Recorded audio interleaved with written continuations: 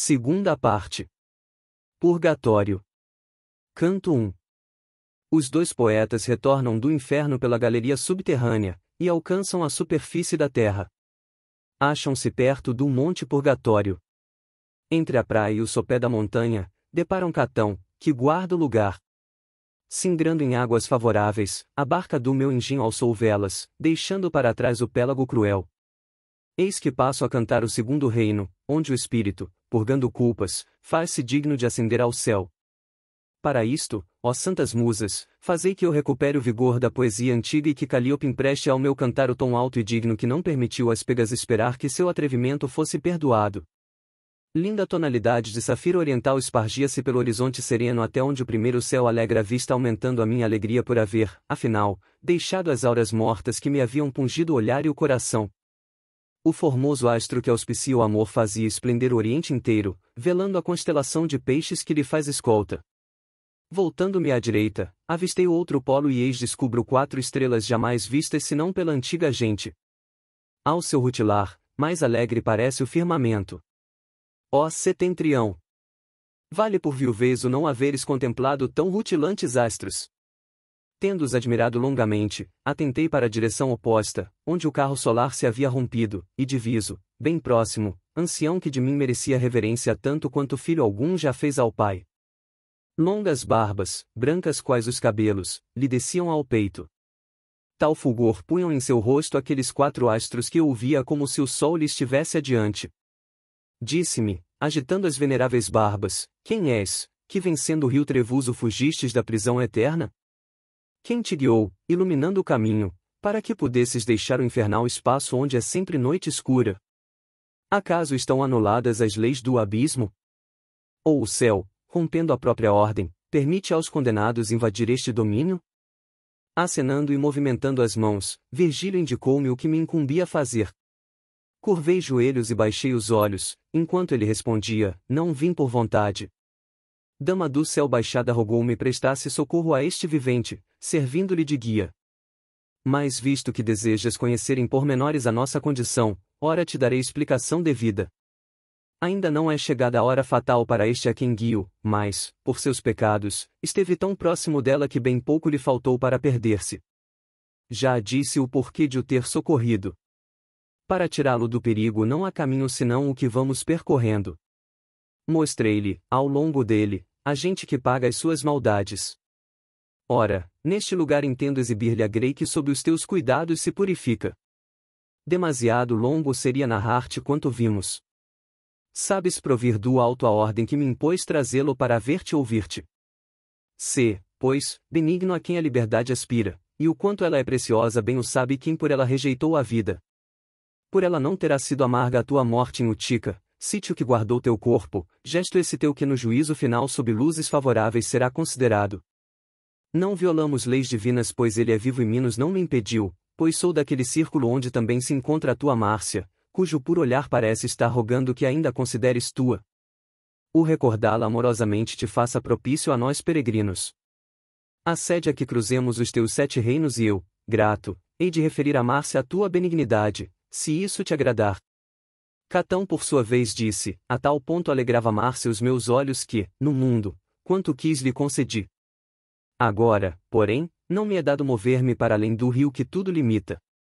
Ao deixar o limbo, tal decreto me foi imposto. Quanto a vós, se dama celestial vos patrocina, é indispensável que rogueis beneplácito. Vai, rápido. Cinge a este vivente, com a haste do junco lava-lhe o semblante, para que de toda a sombra infernal seja liberto. Pois é mister que quando defronte o primeiro anjo, sentinela do paraíso, névoa alguma lhe oculte o olhar. Para além, no ponto mais baixo onde o mar bate a costa, esta ilha é ornada por alastrado juncal. Planta alguma, mais rija ou alterosa, ali viveria, não sabendo dobrar-se ao embate do mar. Feito isto não regres aqui, de nada adiantaria. À luz do sol que vai nascendo, descobrirás o melhor caminho para remontar a montanha. Assim falou, e desapareceu. Ergui-me, silencioso, olhos postos no semblante do meu guia, amparei-me nele. Disse, segue-me, filho. Voltemos, eis daqui vai-se inclinando o chão para o mais fundo vale. Recuava o crepúsculo, e pude ver, distante embora, o ondular marinho. Andávamos por deserta planície, como quem volta à estrada antes perdida, tornando o caminho inútil. Quando alcançamos um ponto em que a luz não lograra espancar a sombra e pela relva ainda havia rocio, o mestre sobre a erva molhada deslizou as mãos. Seu intento compreendendo, ofereci-lhe as faces. O passar das mãos bastou para devolver-me a cor e o viço perdidos no inferno. Enfim chegamos à erma praia, cujas águas jamais haviam sido domadas por homem nenhum. Aí fui cingido, segundo mandara Catão. Oh maravilha! Vi, renascida, a planta no lugar de que fora arrancada. Canto 2. Caminhando à orla da praia, os poetas veem chegar uma nave pilotada por um anjo, da qual desembarcam almas rumo ao purgatório. Dante reconhece, entre essas almas, o músico florentino Casella.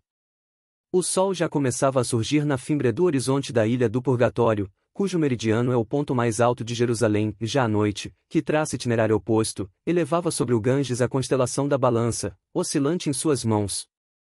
A esse tempo, ali onde me encontrava, a branca e rósea cor da aurora tinha seus tons alterados pelo avançado da hora. Avançávamos ainda ao longo do mar, éramos como aqueles que, embevecidos, apressam apenas a mente, ficando seus pés lentos.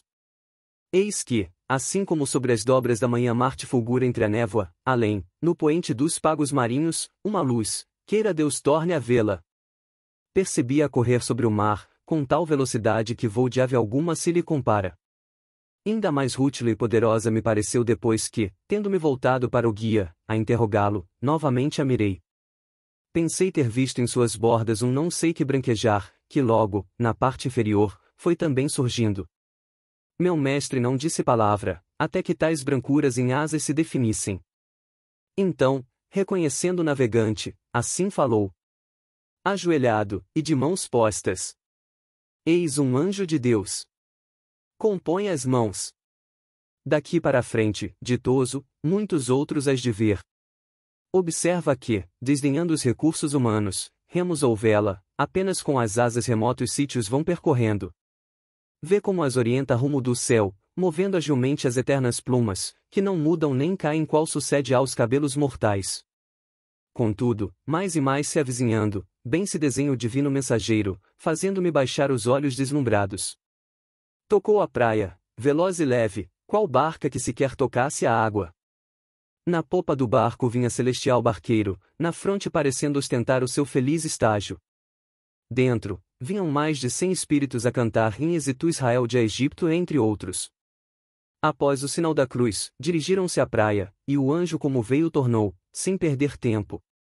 Os que permaneceram mostraram-se deveras espantados, olhando ao redor, o que é comum nos que provam conhecimentos novos. Em todos os pontos o sol frechava com luzes o dia nascido, e com seus fulgores acelerava o tramonto das estrelas de Capricórnio, quando os recém-chegados nos perguntaram: se sabeis, mostrai-nos o caminho para subir o monte. E Virgílio falou-lhes: suponde sejamos conhecedores deste sítio, mas peregrinos somos, tal como vós. De pouco vos precedemos, chegados por caminho tão áspero e temeroso que, comparado a ele, será aprazível subir. Então aquelas almas notaram, pelo meu respirar, que eu vivia, e empalideceram tal sua surpresa.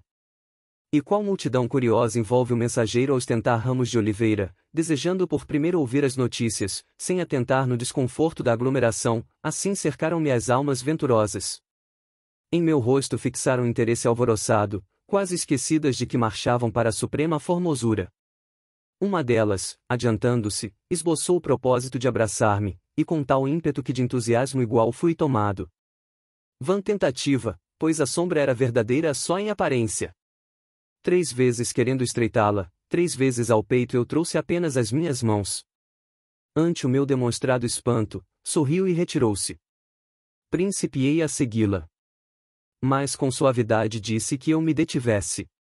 Ouvindo-a, reconheci quem era, e pedi-lhe que comigo falasse. Respondeu-me: como te estimei revestido de corpo mortal, assim te estimo ainda. Pergunta e atenderei ao que desejas. Tornei-lhe: Casella, faço esta viagem para retornar ao ponto terreno de onde parti. Mas tu, que há muito faleceste, como só agora chegas aqui?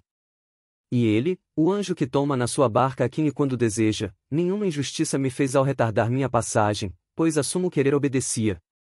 Há 3 meses apenas que ele, em sua barca, deu entrada a quantos entendia. Encontrava-me onde o Tibre entrega águas ao mar, e pelo anjo fui recolhido.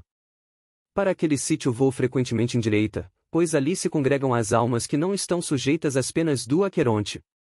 E eu a ele, se lei não te proíbe memorar e recitar o amoroso canto que suavizou mágoas de meu viver, concede consolar meu espírito que para aqui vindo juntamente com o corpo tantos horrores viu. Amor que em minha mente me sugere, começou ele a cantar, com doçura tamanha que ainda agora enternece minha alma. O mestre, eu e aquela gente nos quedamos tão contentes que com nada mais ocupamos a mente. Pendíamos de suas notas quando aquele ancião venerando Icatão acorreu bradando: que é isto, ó espíritos descuidados? Que negligência, que preguiça! É esta. Correi, subi a montanha, a liberar-vos das impurezas que não vos permitem contemplar a Deus. Como pombos que entretidos com comida, distraídos, são despertados por algo que os angustia, e súbito arrancam, de pavor tomados, assim aquela turba o amável canto esquece e corre na direção da encosta, em desespero. Nem nossa partida foi menos breve. Canto 3. Dante e Virgílio dirigem-se ao sopé do monte, onde o antepurgatório começava. Avistam os excomungados, que para ascender aguardavam o decurso do prazo. Enquanto a turba era impelida, por aquela súbita dispersão, rumo ao monte onde castigo merecido a esperava, acheguei-me ao companheiro fiel. Não fosse ele, como teria encontrado o caminho? Quem me conduziria à montanha? Observei que o remorso perturbava, dado que a mais leve falta motiva aborrecimento às almas puras. Quando diminuiu a pressa no andar, que não era apropriada ao lugar, eu, que até ali sentirá a mente angustiada, alarguei o alvo das atenções e voltei o olhar para a montanha que, mais alto do que todas as outras, é a que do céu mais se aproxima. Atrás de nós fulgia o sol, a dardejar a luz que meu corpo interrompia, lançando sombra diante de meus passos. Vendo a sombra única e receando haver sido abandonado, presto voltei-me para o lado. Aquele que era meu conforto perguntou-me, incisivo: por que suspeitas? Não crês que eu continue, cuidadoso, a guiar teus passos? Vai nascendo a estrela vésper lá onde repousa o corpo dentro do qual eu também projetava a sombra. É Nápoles, que recebeu meu corpo de Brindisi. 1. Asterisco 1. Virgílio morreu em Brindisi, porém seus restos foram transferidos para Nápoles. Asterisco. Se diante de mim não existe sombra, não te seja isso maravilha, como não deve maravilhar, lá no céu, uns aos outros, que os astros não impeçam a passagem da luz. 2. Aptos a suportar grandes tormentos, extremos entre o gélido e o fervente, a suma virtude cria, sem mais explicações, corpos como o meu. Louco é quem acredita ser a razão humana capaz de aprender a infinita grandeza onde vige o ente que é uno em 3 substâncias. Ó homem, que o guia te baste, o 3, pois se ao supremo saber vos fosse dado elevar-vos, não teria dado à luz Maria. Para o homem, é inútil procurar a solução dos grandes problemas que mesmo para não serem entendidos lhe foram apresentados. Refiro-me a Aristóteles, a Platão e a outros mais. Baixando a fronte, silenciou, muito perturbado. Assim chegamos ao sopé do monte. Este era tão escarpado que a escalada nos pareceu impossível. A mais difícil e triste de quantas veredas existiam entre Lerici e Turbia resultará a dócil escada se comparada à trilha deste monte. Detendo-se, o mestre disse: quem poderá saber onde se abre o monte em trilha mais amena, passível de ser superada por quem não possua asas? Enquanto ele refletia sobre o melhor caminho, passei a vista ao redor e descobri, à direita, turba que para nós se encaminhava em passo tão lento que nem parecia estivesse caminhando. Alertei ao mestre: volta a atenção para esses que se aproximam. Podem nos mostrar a via desejada, se não a achaste por si só. Asterisco 2. De acordo com o sistema ptolemaico, os astros das esferas inferiores eram dotados de transparência, não impediam a passagem da luz dos astros das esferas superiores. 3. Guia, aquilo que é. O homem deve contentar-se com que uma coisa exista, sem indagar sua razão. Asterisco. Dirigiu-me o olhar já serenado e disse: vamos ao seu encontro, pois bem lentamente avançam. Até lá, mantenha acesa a esperança, querido filho.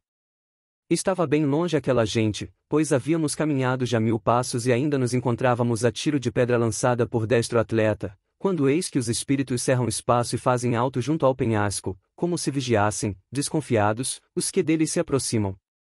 Virgílio falou-lhes: ó vós, finados na graça divina, espíritos eleitos para aquela graça que, suponho, seja vosso grande anelo. Revelai-me o ponto onde essa penedia fragosa, abrandando a sua dureza, permite-nos escalar, pois escasso é o tempo e difícil a nossa missão.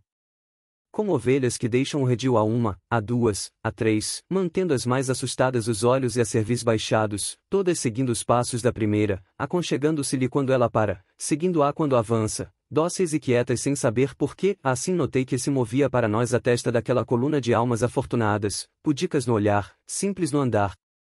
Mas quando as primeiras dentre elas puderam ver que minha sombra, estendida à direita, crescia sobre a rocha, estacaram surpresas, deram um passo para trás, imitadas pelas que as seguiam. Sem que pergunteis, digo-vos ser vivo o corpo que aí vedes, no solo interrompendo, com sua sombra, a marcha da luz solar. Não vos cause o fato excessivo pasmo, eis que, por vontade divina auxiliado, pretende ele atingir deste monte o cimo. Assim falou meu mestre, à guisa de explicação. E aquela digna gente respondeu: voltai-vos e caminhai à nossa frente, e com um mover de mão indicavam o roteiro. Logo, disse-me um deles: quem quer que sejas, sem deixar de caminhar volve teu rosto para o meu e procura recordar se viste minha face alguma vez. Olhei-o com atenção, era louro, belo, de nobre aspecto, trazia, porém, o sobrolho dividido por rude golpe. E quando respeitosamente neguei conhecê-lo, exibiu-me no peito uma larga ferida, dizendo: repara. Depois, sorrindo, continuou: eu sou Manfredo, neto da imperatriz Constança. Quando voltares à terra, rogo-te que narres a verdade à minha filha, a qual concebeu esses reis que honram Sicília e Aragão, pois a verdade não lhe contaram. Recebendo 2 feridas mortais, rendi-me, chorando, àquele que é o sumo perdão. Réu me fiz de pecados horrendos, mas a bondade infinita estende seus braços a todos quantos suplicam-lhe a graça. Se o bispo de Cosenza, que o Papa Clemente enviou a desenterrar meus ossos, houvesse meditado nesse mistério da divina graça, talvez meus restos ainda se achassem perto da ponte próxima de Benevento. Agora são fustigados pela chuva e revolvidos pelos ventos, longe dos limites do que foi meu reino, nas margens do Rio Verde, em lugar cheio de escuridão e indigno.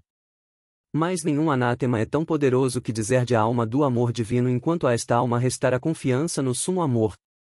Essa alma deve permanecer fora do purgatório 30 vezes o tempo em que na terra viveu apartada da Santa Igreja, se preces do mundo não lograrem encurtar tal período. Agora entendes que bem me podes auxiliar revelando a minha boa constança como achaste-me aqui, e quanto alívio se pode alcançar pelas preces dos vivos. Canto 4. Os poetas começam a subida do monte, já no antepurgatório. Deparam as almas de indolentes, negligentes e omissos, e de gente que mostrou arrependimento no momento extremo. Quando a alma é tomada, seja pela felicidade ou pela desgraça, chega-se a supor que a nada mais ela se faz sensível, o que é, por sinal, o melhor testemunho contra aquela errônea crença de que há em nós uma alma dentro de outra alma embutida. Assim, quando o homem ouve ou contempla a maravilha que lhe absorva a atenção e as faculdades da alma, vai-se o tempo sem que o perceba, pois suas qualidades concentram apenas no que vê ou ouve. Por um lado, escatado, pelo outro permanece desinteressado. Ouvindo falar aquela sombra, tive a verdadeira prova disso. O sol já havia subido 50 graus, sem que de tal me apercebesse, quando a turba que seguíamos, indicando certo ponto, gritou: entrai, entrai aqui. O vinhateiro costuma proteger com braçadas de ramas espinhosas o acesso à vinha já amadurecida. Pois mais áspera e estreita era sendo alcantilada por onde o meu guia e eu, depois dele, fomos subindo, tão logo a multidão afastou-se de nós.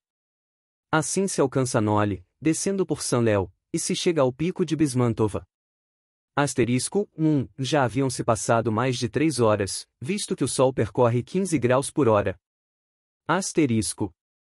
Ideal seria dispor de asas de ave robusta, ou de inabalável obsessão, para seguir como seguia o mestre, de quem me vinha esperança e luz para o caminho. Subíamos por um caminho aberto entre rochas, esfregando-nos em ambos os lados nas paredes, e usávamos mãos e pés em tal tarefa. Alcançando um ponto mais alto da penedia, perguntei: que direção tomamos, querido mestre? E ele a mim: fica perto, até que tenhamos orientação segura. Não podia a vista calcular tão íngreme inclinação, ainda superior à linha que corta o centro de um quadrante. Adiante, sem forças, supliquei: ó doce pai, põe reparo em mim, ficarei abandonado se continuas sem mim. Disse-me: filho, arrasta-te para ali, e com o gesto indicava espaço pouco acima a vincar a escarpa. Tais palavras foram para mim grande estímulo. Rastejei seguindo seus passos, até chegar à altura mencionada. Lado a lado nos sentamos, voltados para o nascente, quais exaustos peregrinos a fitar a palmilhada estrada. Então olhei para baixo. Ao sol volvi depois o olhar e, pasmado, constatei que pela esquerda nos vinha sua luz. O poeta notou meu enleio diante da posição solar já pelo norte entrada. Por isso, disse-me, se Castor e Pólux, dois, iluminassem prontamente ambos os hemisférios, verias brilhar mais junto das estrelas da ursa roda do zodíaco, pois mantida estaria a velha rota astral.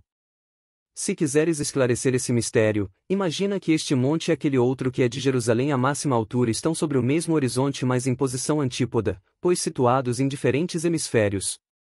Asterisco 2 estrelas da constelação dos Gêmeos. Asterisco. Assim, a estrada que o Sol no céu percorre, se a razão não te falhar no raciocínio, contrária parecerá, pois enquanto um o vê de um lado, é visto do lado oposto no outro monte.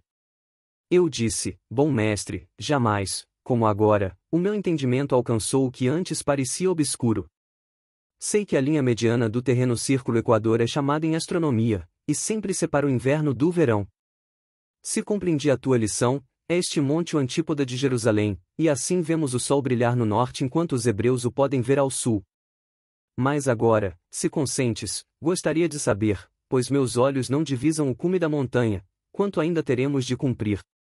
Ele respondeu: é próprio deste monte causar maior fadiga no início da escalada, quem mais alto vai, menos cansaço sente. Ao fim do caminho a escalada será tão suave que o subirás lépido e alegre, tal como a favor da corrente usa descer a nave. Após o esforço, sentirás alívio, no corpo e na mente. É a verdade. Mal o mestre terminou de falar, uma voz fez-se ouvir perto: talvez antes do fim necessites repousar. Ao som de tal voz ambos nós voltamos, buscando conhecer o que falará. Vimos à esquerda a alterosa rocha na qual só então pusemos reparo. Para ali fomos, e tendo-a contornado, deparamos multidão de almas acolhida à sombra, repousando como se vencidas por preguiça. Uma, que mais do que as outras parecia exausta, estando sentada abraçava as pernas e prendia os joelhos entre a cabeça. Exclamei: vede, ó caro mestre, quanto ama a negligência esse que irmão da preguiça me parece. Aquele, então, sem alterar postura, a nós voltando os olhos, murmurou: segue tu, que te proclamas valente. Reconheci-o. Embora ainda ofegante, para ele encaminhei os passos. A minha aproximação, mal ergueu a testa, e com sossego foi que disse: reparaste como à esquerda é que o sol conduz seu carro? Seu lento mover-se, sua voz arrastada a um sorriso me dispuseram. Tornei: Belacqua, não choro o que a te ocorreu, mas dize-me por que ficas aí sentado? Esperas por quem te guia ou também aqui pela preguiça és dominado? 3. Respondeu-me: irmão, de pouco me adianta subir mais. O anjo que custódia a porta dos martírios do purgatório não me permitiria entrar. Antes de que tu entre o céu deves girar ao meu redor tempo igual ao que tive em vida. Isso se em contrário orações não me ajudarem, pois só quando o fim chegou é que me arrependi. Mas já o poeta prosseguia na penosa ascensão. Vem, chamou-me. Já resplandece o sol no meio-dia, e a noite já assenta seus pés em Marrocos. Asterisco 3. Trata-se de Belacqua, fabricante de instrumentos musicais em Florença, do círculo de amizade do poeta, era famoso por sua indolência. Asterisco. Canto 5. Ia me afastando das lentas almas, acompanhando a sombra do meu guia, súbito uma delas, em minha direção apontando o dedo, gritou: olhem! A luz do sol não atravessa o que vai mais demoradamente que se conduz como se fosse vivo. Voltei-me para a direção de onde o grito viera, e percebi que as almas todas olhavam, perplexas, a mim e a minha sombra. Perguntou o mestre: por que, filho, te perturbas a ponto de retardar os passos? Incomoda-te o murmurar desta gente? Segue-me de perto e deixa falar. Sê como torre firme, cujo cimo não desaba ao soprar dos ventos. Pois é certo que, entregando-te ao mesmo tempo a vários pensamentos, perdes em firmeza e teu ideal afastas, dado ser próprio de um pensamento enfraquecer a força do que lhe é anterior. Respondi o que devia responder, e o fiz enrubescendo, já vou. Mas eis que pelo atalho subiam almas, em grande número, entoando o miserere. Quando se deram conta de que meu corpo à luz do sol não permitia passagem, mudaram o religioso canto para um ró rouco e prolongado, e duas dentre elas, à guisa de exploradores, avançaram para junto de nós, pedindo, instruí-nos sobre quem vós sois. E meu mestre, informai aos que vos enviaram que a vida terrena ainda não abandonou o corpo deste que me acompanha. Se, conforme presumo, os vossos passos detivestes por ver-lhe a sombra humana, a devida explicação já vos dei. Ora, a vós convém ter-lhe respeito. Mais velozes do que costumam as estrelas cadentes cortar o sereno infinito, ou a névoa crepuscular do céu ser soprada, aquelas duas almas retornaram para junto de seus iguais. Uma vez reunidos, vieram ao nosso encontro qual esquadrão a galopar desenfreado. O poeta alertou-me, avultada é a multidão e todos vêm para interrogar-te. Não convém, por causa disso, sustar a marcha. Segue caminhando, mas escuta enquanto anda. Assim gritavam, enquanto iam se aproximando, ó alma que sobes para a alegria celeste revestida dos membros com os quais nasceste, diminui um pouco o vigor dos passos. Observa-nos, a ver se reconheces alguém dentre nós, a fim de levar ao mundo notícias dele. Mas por que continuas assim, com tanta pressa? Por que não paras? Vê, todos nós fomos vítimas de morte violenta, pecadores, portanto, até o momento derradeiro, quando nos chegou a graça divina.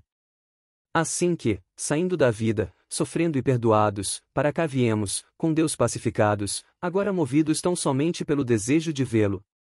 Respondi, a ninguém entre vós reconheço, pelas alteradas feições. Mas se algo posso fazer que de agrado vos seja, ó espíritos votados à luz, de boa mente o farei, pois que busco, por este sábio espírito conduzido de mundo em mundo, seguir caminho. Disse um dos espíritos, sem necessidade de jura damos fé às tuas palavras de que podes cumprir tudo quanto nos acenaste. Aos outros eu me antecipo rogando tua atenção. Se acaso fores ter aquela cidade erguida entre a Romã e a praça que é possessão de Carlos de Anjou, procura os meus familiares em Fano e roga-lhes que com piedosas preces abreviem o suplício com o qual pago os pecados outrora cometidos. Nasci ali, mas os rudes, sanguinosos golpes que a cara existência me cortara recebi-os nos campos, onde habitam os descendentes de Antenor, região onde mais seguro eu julgar estar. Assim o exigiu a fúria do marquês de este, o qual meu fim planejara, cheio de ódio. Ah! Se na fuga eu me houvesse orientado para a mira, que está entre Pado e Oriago, talvez ainda me encontrasse no mundo onde se come e respira. Mas os esbirros me alcançaram, corri pelo pântano, sem rumo certo, tombando por fim, em juncos e canas enleado, vendo meu sangue derramar-se fartamente no chão. Outro clamou, depois, se puderes realizar o desejo de ultrapassar esse alto monte, por mim te mova a piedade prometida. Fui de Montefeltro e me chamei Bonconte. Ninguém se lembra de mim, nem mesmo Giovanna, minha esposa, por isso ando de cabeça abaixada. Disse-lhe eu, qual força ou qual desdita te arrastou tão longe de Campaldino, que nem se sabe onde é tua sepultura? Replicou, junto ao Casentino corre um rio chamado Archiano, o qual nasce sobre ermo, nas alturas apeninas. Lá, onde seu nome vai se torna, cheguei, ferido na garganta, fugindo a pó. Ao perceber que perdi a vista e a fala, clamei, antes do derradeiro suspiro, Maria. Meu corpo tombou, pela alma abandonado. Direi verdade, podes repeti-la ao mundo. Ao anjo que meu espírito recolhia, o demônio bradava, por que me tomas esta presa, ó tu que vens do céu? Dele me tomas a parte que é eterna, por graça de uma mísera lágrima final, mas sobre a parte corruptível exercerei um bom governo. Bem sabes que o vapor, de água retorna quando pelo frio é acolhido nas elevadas alturas. Insistiu aquele danado, que em nome do mal grandes coisas podem, e contra mim moveu o fumo e o vento. Por fim, terminado o dia, do vale do Pratomagno a alta serra neblina por inteiro envolvia, de luto, cobrindo a celestial abóbada. Na forma de chuva cai o vapor convertido em água, e as gotas que não se embebem na terra, tombando nos vales, formam regatos que velozmente em torrentes se convertem, contra as quais nenhum obstáculo eficaz se opõe. Junto à sua foz encontrando o meu cadáver, o avolumado archiano empurrou ao Arno, desfazendo então a cruz que com meus braços formara quando pela dor caí vencido. Rodou-me o rio pelas margens e pelo fundo, cobrindo-me com areia e lodo e tudo quanto nele havia. Quando se calou o segundo espírito, um terceiro pôs-se a falar: Quando voltares ao mundo, e houveres repousado desta dura jornada, recorda-te de mim, sou Pia. Siena me fez, Marema me desfez. Bem o sabe quem me havia ornado com seu anel nupcial, preciosa gema. Pia Delgosteluni foi morta por Nelo Panochesti, seu marido, que o fez por suspeitar de suas ligações com um jovem das vizinhanças. Canto 6. Ao final de um jogo de Zara, o perdedor, entristecido, põe-se a ensaiar lances afortunados que lhe teriam mudado a sorte. Os assistentes partem, seguem o vencedor. Todos querem a sua atenção. Sem deter-se, a este é aquele dá ouvidos, furta a mão daquele que a empolgou, e assim se vai defendendo dos que o pressionam. Do mesmo modo cercava-me a multidão compacta. Ora um, ora outro me dirigindo, com promessas logrei escapar de todos eles. Entre eles estava o aretino que dos braços robustos de Guinditáquico teve morte horrível e ainda outro aretino que, andando à caça de homens, pereceu afogado. Adiante, mãos postas, erguia-me súplicas Federigo Novello e aquele pisano que ao pai, Marzuco, fez parecer varão muito forte. Vi também o conde Orso e aquela alma separada do corpo, não por culpa cometida, mas por inveja e ódio. Refiro-me a Pier della Broxia, por cuja causa deve a que ora impera no bradante expiar suas faltas para que não acabe entre os que sofrem suplício mais terrível. Quando me desliguei, enfim, da multidão que aflitamente encomendava orações abreviadoras de sua entrada na mansão divina, perguntei ao guia: bem claramente afirmas, em passagem de teu livro, que as preces não bastam para demover as disposições celestes. Contudo, ansiosamente as pede essa turba imensa. Será inútil a esperança de tantas almas ou compreendi mal teu texto? Jogo de dados popular da Idade Média. Disse-me, meu texto é claro, e a esperança destes não é vã. O mais alto juízo em nada se altera seu ardor de caridade, por via das preces, redime o padecente. E lá onde tal coisa afirmei, por estar distante de Deus quem orava, nenhuma prece pode ter valia. Não te perturbe tão profunda dúvida. Logo mais será desfeita por aquele lume que há de ser a ligação entre o teu intelecto e a suma verdade. Falo de Beatriz. Risonha e feliz haverás quando atingires o cume deste monte. Respondi: mestre, urde caminharmos mais depressa, não sinto mais a fadiga que me atrasava os passos e do alteroso cimo já diviso a sombra. Tornou: continuaremos conforme estiverem nossas forças enquanto o dia esteja claro.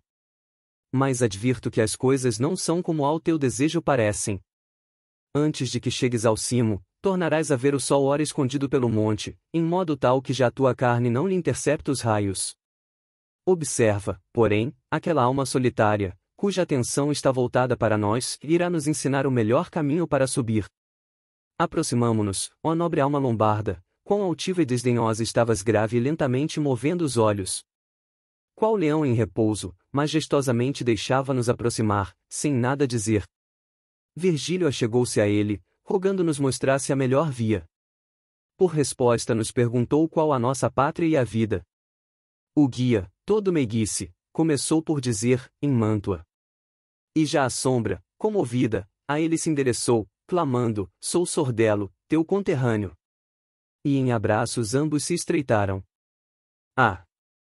Serva Itália, morada das angústias, nau sem piloto em mar tempestuoso, imperial outrora, lupanar agora.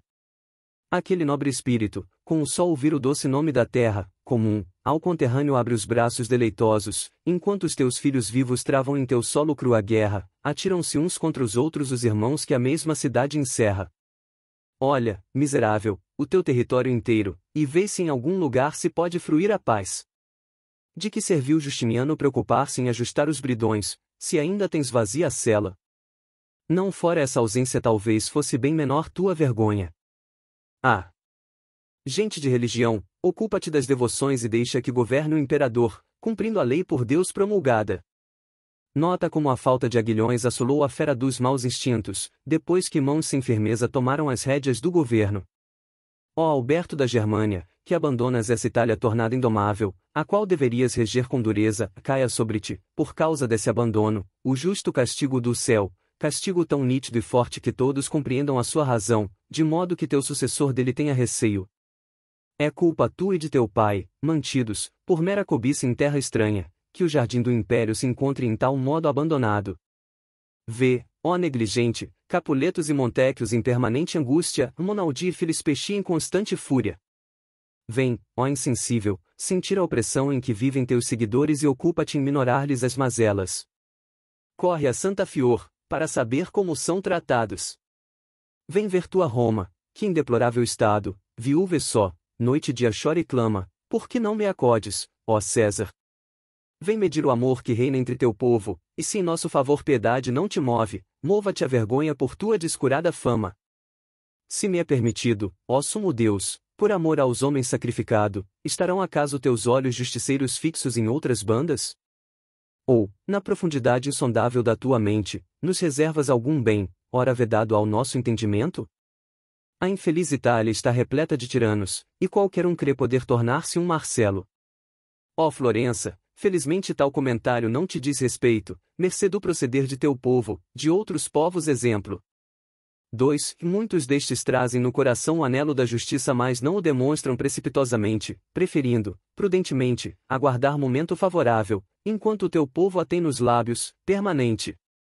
Muitos recusam os encargos públicos, mas teus filhos, solícitos, respondem aos gritos, sem esperar chamado, eu me ofereço. Alegra-te, pois em ti o mundo encontra riqueza, prudência, paz. De que digo a verdade, os efeitos são a prova. Atenas e Esparta, que a elevada altura foram guindadas por leis e instituições, curto progresso tiveram-se comparadas contigo, que te acostumaste a ver revogadas em novembro leis promulgadas em outubro. Quantas vezes, em muito pouco tempo, foram transformados leis, moedas, usos e costumes, transtornado o quadro dos cidadãos. E se sabes julgar com acerto, concluirás que bem te assemelhas a doente que no leito se agita constantemente, procurando em vão alívio para a dor. Asterisco 2. Trata-se de cortante ironia do poeta para com a sua pátria. Asterisco. Canto 7. Conduzidos por Sordello, os dois poetas chegam a um vale ameno, em que há belíssimo jardim. Neste vale avistam-se as almas de reis e príncipes que, tendo vivido apenas para desfrutar os prazeres do mundo, voltaram seus pensamentos para Deus apenas no instante final. Depois de várias vezes repetidas as demonstrações de amizade, Sordello afastou-se, perguntando: quem és? Eis a resposta dada por meu guia, antes que a este monte se endereçassem almas ao gozo do bem chamadas por Deus, já Otávio meus ossos enterraram. Sou Virgílio. Não foi por pecar que não entrei no céu, mas por haver desconhecido a fé. Estupefato, Sordello se perguntava, será? Ou não, o humilde, baixou a fronte, aproximou-se do poeta e abraçou-lhe os joelhos, clamando, ó glória dos latinos, que tão alto ergueste o nosso idioma. Honra eterna da amada pátria. Qual prodígio ou mérito me concede ver-te? Diz-me se vens do inferno, e de região dele. Virgílio respondeu, através dos círculos todos do reino dolente venho subindo, por virtude do céu conduzido e a este outro conduzindo. Não por haver pecado, mas por não ter conhecido a fé, não me é permitido ver o sol que ambicionas.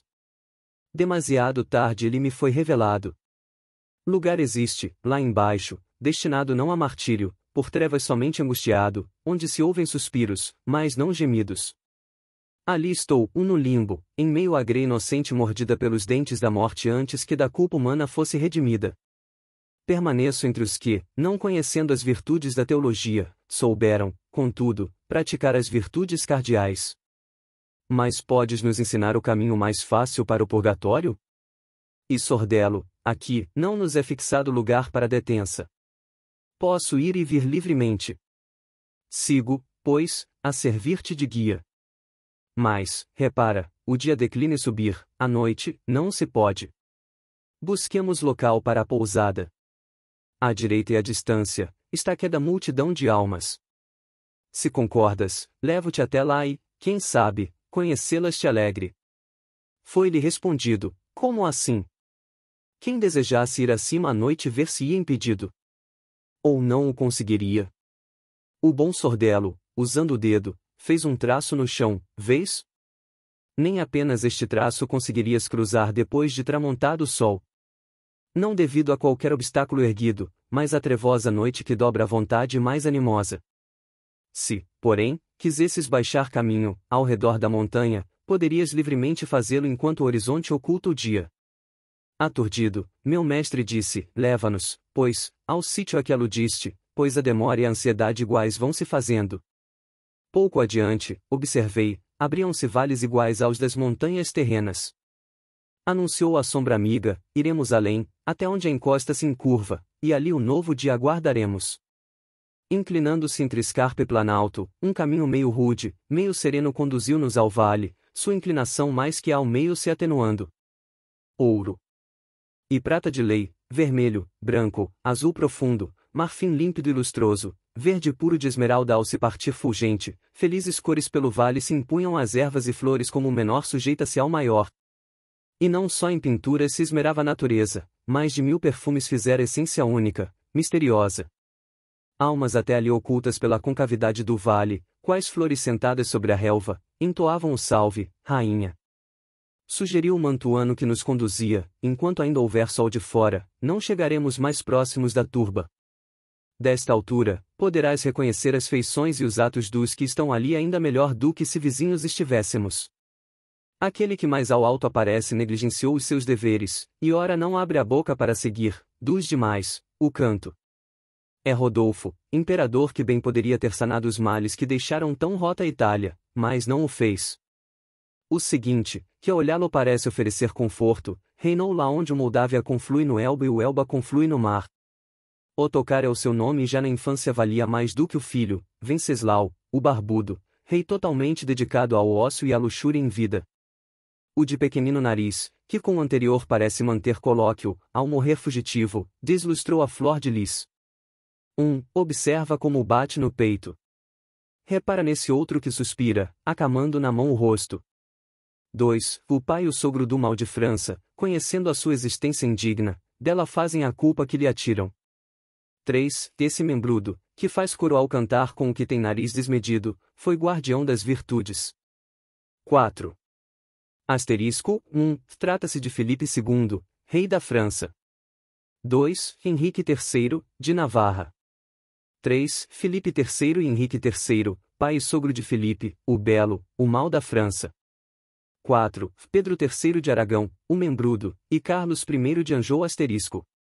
E houvesse tido por sucessor no trono jovem que a retaguarda vês sentado, o valor de um grande rei seria herdado por outro rei, mas tal não aconteceu com os que o sucederam. Nem Jaime nem Frederico, 5, possuindo o reino, herdaram o melhor, as virtudes paternas. Raro a probidade é transmitida de geração para geração. Esta é a disposição de aquele que a distribui, para que se saiba constituir ela um dom todo seu. A esse de nariz grande, tais palavras se aplicam, bem como a Pedro que, a seu lado, canta enquanto Apúlia e Provença gemem. Tanto menor é o filho comparado ao pai quanto Beatriz e Margarida são inferiores em virtude àquele, o Pedro III, cuja viúva é Constança. Ali se pode ver o rei de vida simples, Henrique da Inglaterra, sentado a sós, teve melhor sorte com seus descendentes. Mais para baixo, sentado e a olhar o céu, está Guilherme, por quem Alessandria, com a guerra, levou Monferrato e Canavese à ruína. Asterisco 5. O que poderia ter sido bom rei é Afonso, o qual morreu jovem. Seus irmãos foram Jaime II, em Aragão, e Frederico, na Sicília asterisco. Canto 8. Dante e Virgílio preparam-se para passar a noite no Vale Florido. Dante reconhece Nino Visconti entre as almas, e tem, de Conrado Malaspina, augúrio de seu exílio próximo. Era a hora em que mais o navegante sofre de saudade naquele dia em que diz adeus a amigos queridos, o instante em que mais fere o amor ao que por ele se fez peregrino, ao ouvir, distante, um campanário chorar o fim do dia. Parei de ouvir e observei a sombra que, erguendo-se, com gestos de mãos requeria ouvíssemos. Aproximou-se e alçou as mãos, olhos fitos no oriente, como que dizendo a Deus, só tu importas a mim. Tilucisante, murmurou, com tamanha doçura e devoção que fez-me esquecer as preocupações. Logo, com devoção igual e igual elevo, as outras almas seguiram-na cantar o hino, olhos postos no alto. Leitor, repara agora, convém aguçares o entendimento para enxergar além do véu da imagem ora bem sutil, para que seja fácil transpô-lo. A multidão silenciou, humilde e pálida, a observar o céu, em ansiosa espera. E vi baixar da mais alta esfera 2 anjos a empunharem flamejantes gládios de truncada ponta. Verdes quais recém-abertas folhas, os seus vestidos, elevados pelo vento, passavam além das flabelantes asas. Veio um deles pousar junto de nós, indo o segundo para a margem oposta, ficando entre os dois a nobre turba congregada. Eu discernia claramente seus cabelos louros, porém meus olhos, ofuscados por virtude excelsa, não podiam reconhecer seu rosto. Então Sordello anunciou, da parte de Maria ambos descem, a custodiar o vale contra a serpente que logo chegará. Não sabendo por onde viesse a maligna, com temor circunvaguei o olhar enregelado de medo busquei o amparo das espáduas. Sordello continuou, é momento de ouvir aqueles altos espíritos. Desçamos, pois, ao vale. Irão alegrar-se ao nos ver. 3 passos pareceram-me suficientes para baixar ao vale e divisaram na turba me fitar como que se esforçando por conhecer quem eu fosse. Já o ar se convertia em trevas, mas não ainda o bastante para ocultar aos olhos seus e meus que ambos fossemos. A mim veio, a ele fui. Ó Nino, juiz excelente! Quanto me alegrou ver que não estivesses entre os condenados. Foi aprazível o nosso encontro. Depois, perguntou, há quanto tempo chegaste, através do mar, ao pé desta montanha? Tornei-lhe, ó. Ainda esta manhã, não pelo mar, mas ao longo dos tristes sítios infernais. Ainda no gozo da vida terrena, nesse vaguear pelos soturnos pagos vou buscando merecer a vida eterna. Ouvida a minha resposta, Sordello e Nino, pasmados, recuaram, como quem de súbito cai em confusão. Um voltou-se para Virgílio e o outro disse à alma que lhe estava sentada próxima, vem, Conrado, ver o que pôde permitir a vontade divina.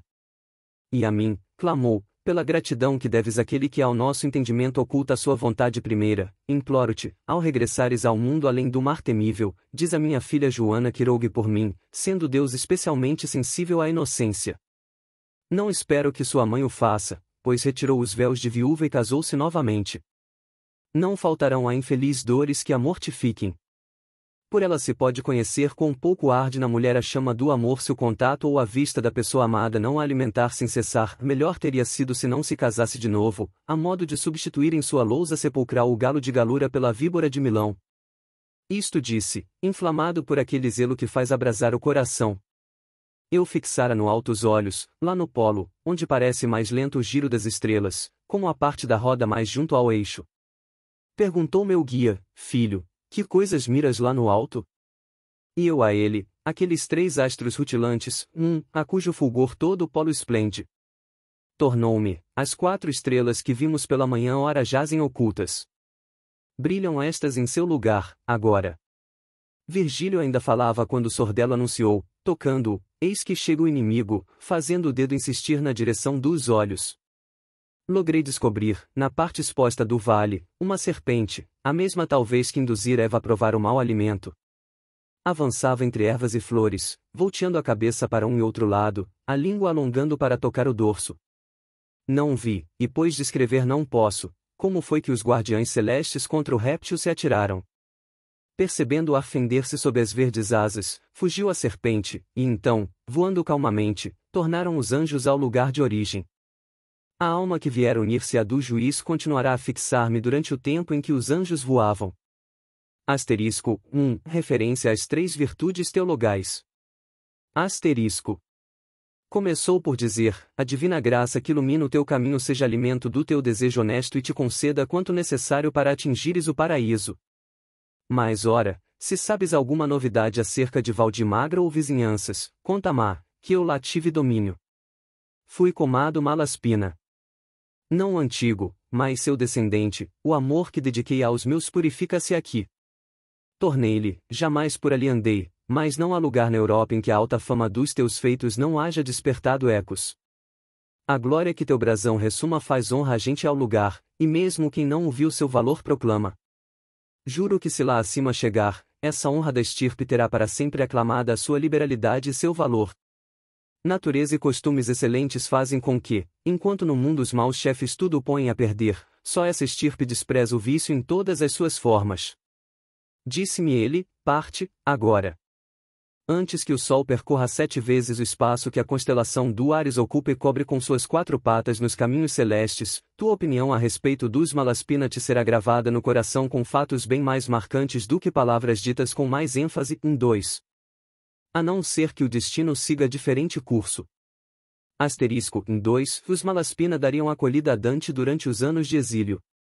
Asterisco. Canto 9. Dante, em sonho, pensa estar sendo conduzido para o céu por uma águia de asas douradas, mas era Santa Lúcia que o levava à porta do purgatório. Já exibia sua alvura sobre o oriente a concubina de Titão antigo, deixando os braços de seu doce amigo. Sua fronte era ornada por uma joia brilhante, a formar a figura do animal que com a cauda fere o homem.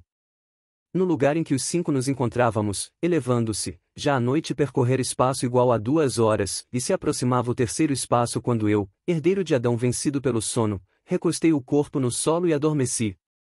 Pouco antes do amanhecer, quando a andorinha principia a emitir tristes soluços, pondo talvez em sofrer antigo recordar, não mais sentindo o espírito opresso pelo medo, livre, portanto, para pensamentos altos, em visões divinas mergulhei.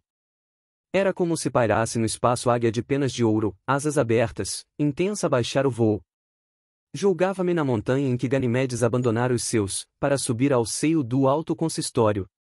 Pensava, bem pode ocorrer que tal ave, acostumada a estas paragens, em nenhum outro lugar queira exercitar a caça. Depois de descrever algumas voltas e veloz qual raio, afigurou-se contra mim partir e para a região do fogo supremo alçar-me prontamente. Presumi, então, que eu e a ave ardêssemos, e isso com tanta veracidade que o sono foi interrompido pelo vigor do falso fogo. O próprio Aquiles não se surpreendeu tanto ao vagar os olhos despertos por local desconhecido quando Tétis maternalmente o tirou de Quiron e o levou a Ciro, de onde mais tarde seria pelos gregos encontrado. Assim fiquei fugido sono às pálpebras, tendo o semblante lívido. Sempre a meu lado, o mestre me confortava. O sol avançara mais de 2 horas e para o mar eu olhava fixamente. Dizia-me o guia, tranquiliza-te, não está longe o porto seguro. Ao purgatório, por fim, chegaste. Um muro de rochedos o limita. Aquilo que aparenta ser falha no muro é a entrada. Ao crepúsculo matutino, quando no vale estavas imerso em sono sobre a relva florescida, apresentou-se distinta dama e disse, sou Lúcia, Vou tomar a este que dorme sua jornada tornar bem leve. Sordelo e as outras 3 nobres almas permaneceram onde estavam. Apanhou a ti, sendo já claro o dia, subiu, e eu lhe segui os passos. Aqui deixou-te, e com os olhos indicou-me a desejada porta. Depois, ela e o sono se foram. Como o homem que, tendo padecido dúvidas, alegra-se e converte o temor em confiança ao ver restabelecida a verdade, senti-me transformado. Percebendo o guia que temor algum me sujeitava, partiu rumo ao alto. E eu o segui. Leitor, já vês como elevo o tom do meu estilo. Não te seja estranho se com mais arte, com mais brilho doravante procure sublimar minha arte. Em passo acelerado, já alcançávamos aquele ponto onde eu presumira divisar abertura na muralha. Asterisco, Lúcia, símbolo da graça luminosa. Asterisco. Vislumbrei 3 degraus, cada qual de uma cor diferente, levando a porta guardada por um porteiro imóvel. De mais perto examinando-o, notei estar sentado no degrau superior. Ofuscou-me sua face refulgente. Na mão, trazia espada nua, a refletir sobre nós seus raios. Diversas vezes tentei fixá-la, em vão. Inquiriu, qual é o vosso propósito? Quem vos guia? Não temeis as consequências de tamanha ousadia? Respondeu o mestre, dama do céu, de tais consequências sabedora, nos instigou, avançai por ali. É essa a suspirada entrada. Repus o solícito porteiro, e que ela faça progredir vossos passos no caminho do bem. Prossegui. O caminho para vós acha-se livre. Ao subirmos, percebi que o primeiro degrau era de alvíssimo mármore, tão bem polido que nele pude espelhar-me por inteiro. O segundo era escuro, não polido, talhado em pedra tosca e requeimada, fendida ao longo e de través. O terceiro, sobre os dois anteriores, era de pórfiro e de flamejante cor rubra, lembrava o sangue jorrando de uma artéria rompida. Neste degrau é que o anjo rutilante firmava os pés, sentado, porém na soleira, que parecia feita de um só diamante. Segui o guia obedientemente, ouvindo dizer: deves, com humildade, rogar que descerre a porta. Pus-me de joelhos ante os sacros pés do anjo, rogando-lhe por misericórdia que abrisse, e 3 vezes devotamente bati no peito com os dedos. Gravou-me ele 7 vezes a letra P, 2, na fronte com a ponta daquela espada, ao tempo em que ensinava, lá dentro, arrependido, lava estes traços do pecado. Asterisco, 2, inicial da palavra pecado.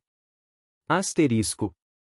De sob as vestes, cuja cor repetia de terra seca ou cinza, retirou 2 chaves, de ouro uma, de prata, a outra. Primeiro a chave branca, depois a amarela aplicou na porta, tornando com isso completa a minha alegria. Explicou: se a fechadura não funciona ao impulso de uma das 2 chaves, quer isso dizer que se nega a entrada ao postulante. Se uma tem maior valia, mais arte e mais apuro tem a outra no abrir, cedendo-lhe ao empenho a prisão mais crua. Aconselhou-me Pedro, que as confiou a mim, que ao usá-las eu antes errasse em ser condescendente no atendimento do que em mantê-la cerrada, tendo o mundo ajoelhado aos pés. Empurrou a porta sagrada, acrescentando: entra. Mas devo advertir que fica para fora quem se volta para trás. Já descerrava a porta a visão do divino recinto, rangendo nos gonzos de metal fino e cantante. Não foi com estrondo igual que as portas de Tarpeia se abriram, quando resultaram vãos os esforços de Metelo, e o tesouro, de Roma, foi roubado. Julguei ouvir cantar por mavioso coro Te Deum Laudamus. Tal melodia infundia-me a imagem que se tem quando, durante os coros acompanhados ao órgão, perdem-se algumas palavras entre as muitas que se consegue entender.